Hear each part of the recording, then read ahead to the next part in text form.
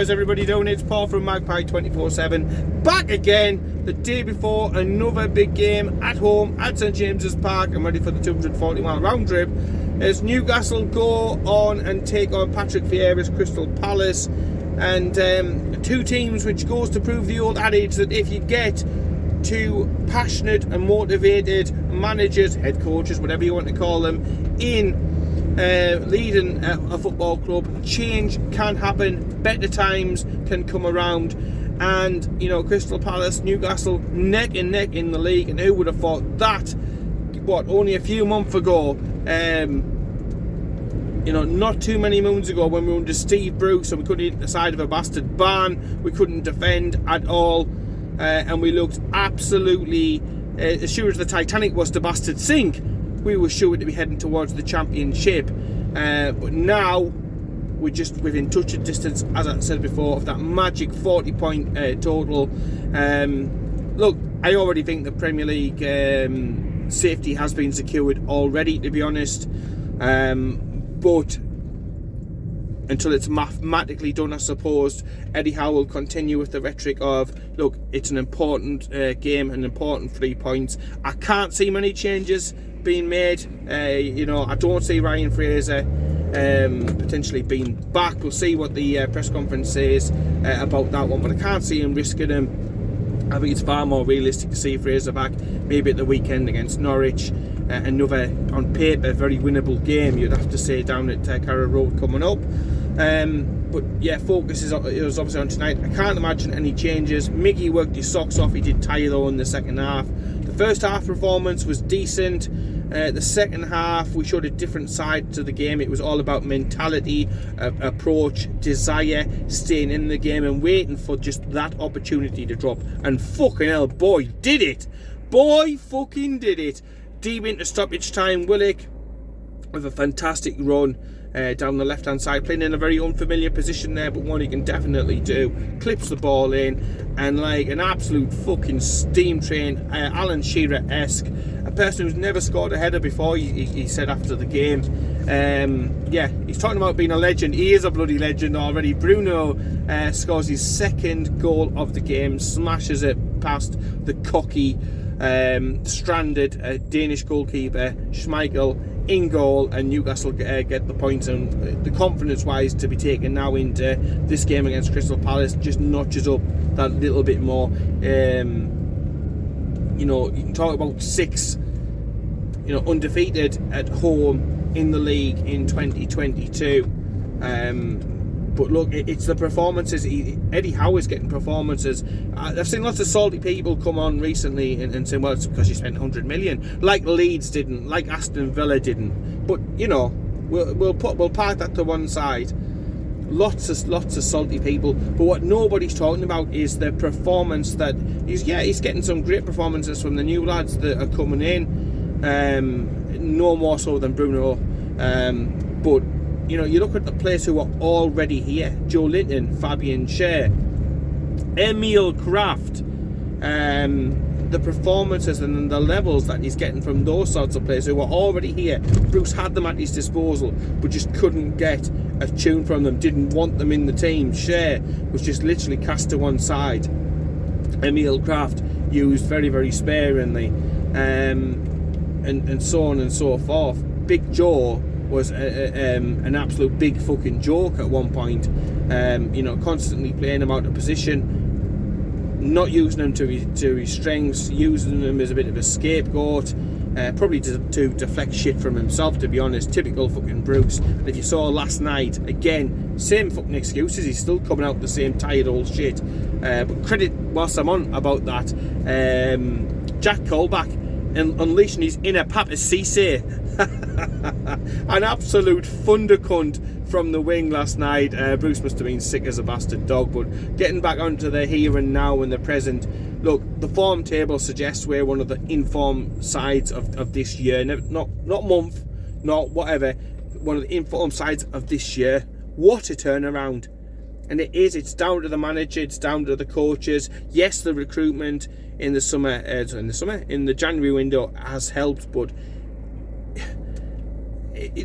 people are making out as if Newcastle is like ripping up the rule book, or if we're in somehow cheating, or it isn't right, it isn't proper, and like nobody else has actually spent money. We spent fuck all for what, 13-14 years. The net spend, pathetic. Again, for a club our size, we splash a little bit of cash on a little bit of quality in January and everybody's up in arms. They bought it. They're buying decisions and this, that and the other.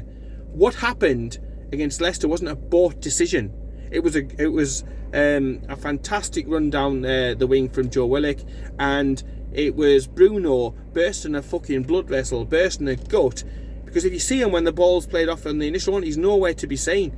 But in the end of the day, he's the one who's steaming at full power, full pelt, steaming into the box, and he's the one there who's putting the header in. And maybe if the Leicester defenders were as switched on as what Bruno is, then they would have defended that and it would have probably ended up in a draw, which probably on the face of it would have been the fair, if you would like to call it that, result. But fuck fair. At the end of the day, how many times have we been shafted over by shit refereeing decisions this season, and so on and so forth? How many months or years were we shafted over unfairly by the Premier League with regards to our takeover and being able to move the football club on? So yeah, anybody who's talking about fairness can absolutely fucking do one as far as I'm concerned. Newcastle made their own luck. We were there. You always felt there would be one opportunity. Could you take it? And they did. You know, the entire approach was just so united. The subs that came on, even Dwight Gale, 2 minutes he's had under Diao, came on, gave his goal. He gave his all for the goal, dragged one of their defenders out of position, making you know, some of the space. So even the players who are, you know, Dwight Gale, he's had less minutes on the pitch than fucking Jeff Hendrick, and he's down at bastard QPR. But even the players who have only had a little bit of an impact are still all rowing in the same direction, still all pushing in the same direction. It's fantastic to see Dwight Gale come on, serenaded by the fans. You know, everybody appreciates what he puts in. He gives 100% every time he comes on. He may not be the best player in the world, but again, it's all about maximising what you're getting out of these players, and getting the players to buy into what you're trying to do. And Eddie Howe does that, whereas Steve Bruce just sits there and probably fucking talks about his wife's bastard apple fucking crumble. That sort of shit, you know. So yeah, it puts it so much into context, that sort of game. And when you're looking at the table and you're seeing us neck and neck with the likes of Crystal Palace, when you're seeing the fact that we could actually get into the top half of the table, you know, with another victory, which, you know, nobody takes for granted, but you know, we are capable of doing it. It's such a turnaround from Christmas time. It's such a turnaround for our early season form. And performances and stuff. It's just absolutely mind-blowing, and it makes you even more optimistic for the future, more excited about what is going to be coming down the line. An exciting summer of speculation of players moving in and out, improvements, you know, with regards to the club and the infrastructure and stuff. It's just literally, at the moment, if you're a Newcastle United supporter, you're like a kid on Christmas morning, Christmas Eve or whatever. You just can't wait. But look, let's seal the deal. I've got the prediction absolutely bang on. I said 2-1. It was 2-1 last time out against Leicester. We showed well, a very Brendan Rodgers thing, but we showed great character. I'm terrible at impressions, but you get the idea. We showed great character to fight from behind again. Again, previously, Newcastle went behind and you were like, well, that's it. You know, you might as well just give up. You might as well give up because we weren't getting it. But now we went behind, but there's no give up. There's no let in this team. There's none of that. And even when we're not playing our best, you can never ever write off Newcastle United. You never ever can under this present guise, under this new Newcastle United. So I want to say again, it's going to be a cagey, it's going to be a tight, it's going to be a narrow affair at St James's. Atmosphere under the floodlights again. No doubt it'll be absolutely fantastic. War flags, getting ready for another display. Brilliant again before the game. We were there waving our flags. and everything before the match. But yeah, looking forward to seeing what War Flags do. Looking forward to the special atmosphere a nighttime game at St James's Park brings along. Like I say, I think it's going to be tight again, but I'm going to go for 2-0. I want to say that we're going to keep a clean sheet. So Newcastle 2, I'm going to go for Crystal Palace 0. So yeah, another tight one. Newcastle to move up to 40 points, and you just don't know, say it quietly, whisper it, but we could be in the top half of the table. And you know, look, we may not end the season top half of the table. What will be will be. We've got Norwich at the weekend, we've got some difficult games then coming up, but look, under Eddie Howe, anything at all is possible. Look at how we played against Chelsea. We were absolutely fucking robbed on that one, and we were so close to be able to get something down at Stamford Bridge. So yeah, again, anything is possible under the stewardship, under the guidance of Eddie Howe, and the fantastic backing from all of the new owners. Again, you see them there with the flags, showing the support, 100% dedication, and the hours that they are putting in. Unbelievable. Just want to touch on as well before we finish. Fantastic to see the Newcastle United women's team at St James's Park getting the recognition that they truly deserve. They're going to be playing against Barnsley at home at St James's. I think it's on the 1st of May. Before moving over away from the foundation and under the Newcastle United official umbrella, they're going to have their own separate budgets for player recruitment. Exciting times for the women's side as well. Talk about promotions, talk about chasing down a women's Champions League spot in future years, a 5-year plan being put in place to be able to improve that. So, absolutely fantastic, and I wanted to make sure that I covered that off, because I've seen myself, my daughter led out the Newcastle team once, and Becky Langley, the coaches down there, the lasses who play for the team and stuff as well, were absolutely fantastic, with her autographs into the changing rooms, leading the team out, team photo, all the way throughout. And they represent our club fantastically well, so I am pleased as anything that another wrong from the old regime has been righted. It is now under the official Newcastle United umbrella. It no longer will be with the foundation. That's no knock to the foundation, but look, they are representing our club, so they should be under the same banner as the men's team, as the under 23s, and so on and so forth. So brilliant, Newcastle United.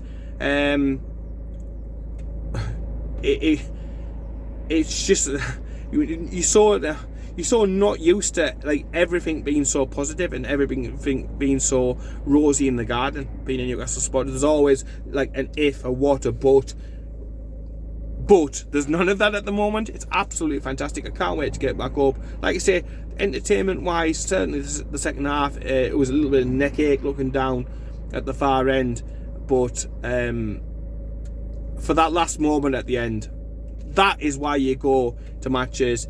Those little moments and the feeling inside the stadium and walking out and spilling out into the streets surrounding St James's Park, the smiles on people's faces, it's like a totally different club to the beginning of the season. How you can have such a contrasting season is unbelievable. But like I touched on before, credit to Eddie Howe, his coaches, for sorting this out. Crystal Palace will be a test. They've got some class players, no more so than probably Conor Gallagher, but you've got Zaha and the likes, so players who can turn it on and score goals and do well. We're going to have to be at our very, very best. We're going to have to be intense, but the players go into this game full of confidence, with that undefeated home record in 2022 as well on the line, and looking to hit the magic spot, the sweet spot. Yeah, 40 points on this occasion. If you thought anything else, yeah, you're bad, you're naughty. But yeah, still got graph to do today, so I want to get that graph done, get this video up and out there. And in the meantime, let me know what you think down below in the comments. What's the score going to be? Who's going to be scoring the goals? I think St Maximum could definitely do with a goal, even if it goes in off his arse or whatever. I think just for his confidence, he could do with one. It would be nice as well if Chris would get a few more goals between now and the end of the season as well, wouldn't it? But certainly as well, seeing Callum Wilson back on the training pitch has got to spur him on to be able to try and keep his spot in the team. Kieran Trippier as well. I will actually touch up on that as well before I go. I know I keep adding bits on, but Trippier, it would come out late last night as well. He's a week to 10 days away from potentially being back in the squad, so he's ahead of schedule. I'm looking at that Liverpool game, and I wouldn't be surprised if he was maybe on the bench or something like that, get some minutes in that game and step it up gradually over the remaining games. So there's no reason to push him straight back in and risk aggravating anything or whatnot, but certainly to reincorporate him, get some minutes under his belt before the end of the season, definitely. Same with Callum Wilson. Can't wait to see them get back. And again, it makes it even more our achievement of getting to the safety point in the Premier League even more amazing when we're missing crucial major players. Was it Manchester United at the end of last year that Callum Wilson got injured, and we were all shitting ourselves to have a player of his quality missing. Same with Trippier, for him to be missing for a longer period of time. But we have found a way.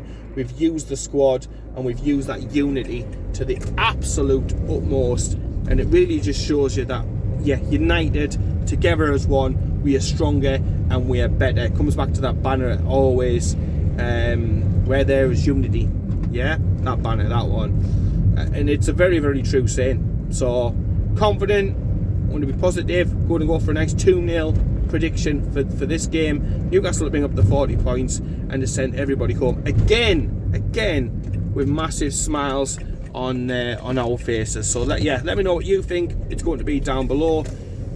And whilst you're on as well, if you're watching the video and you're not, please do consider subscribing to the channel. We are trying to push it.